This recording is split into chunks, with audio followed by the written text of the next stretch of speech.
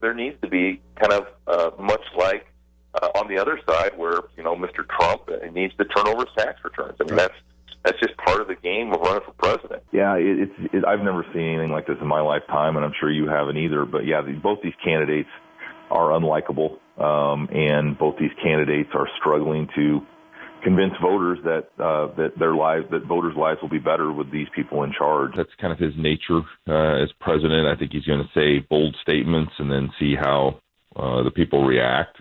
Yeah, well, see how leaders react, and he's very adept at adjusting if necessary, and suggesting that what he said yesterday is not what he believes today. The president is the commander in chief, and also the chief law enforcement officer that's in charge of executing the laws, and so you would figure that he would have that knowledge. They couldn't keep that knowledge from him if there was a case or an open wiretap at the time. So I'm a little kind of like you. I'm scratching my head. I don't know if it was just to throw everybody off the trail or what, but it was a little outlandish to say the least. President Trump will just sort of say these things that puts Comey and others in the law enforcement community and intelligence community on their heels, kind of trying to respond to these, claims, whether they're true or not.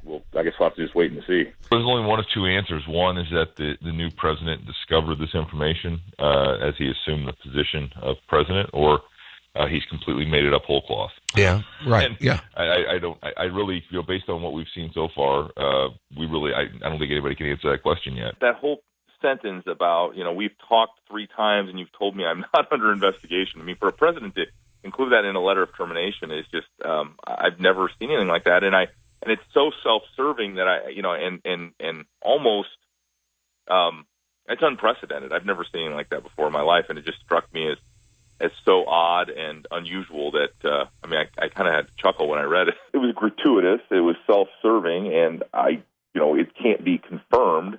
And so I think in the classic, President Trump fashion, it becomes a fact.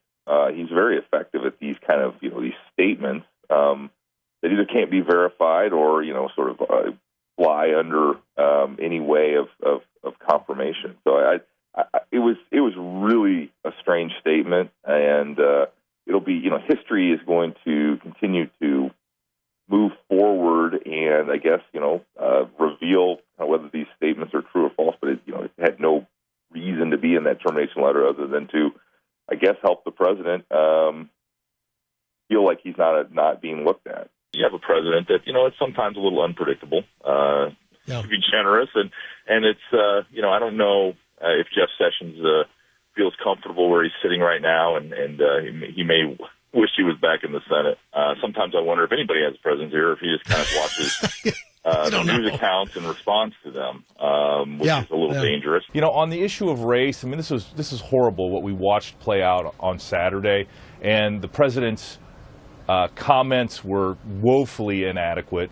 And to come back, 3 days later, in the manner that he did, and putting it in the middle of a speech, we all agree. The conventional wisdom and thoughtful people all agree that the president could have done more on Charlottesville, and more broadly rejecting, if white supremacists and alt-right groups are part of his base, he needs to reject that.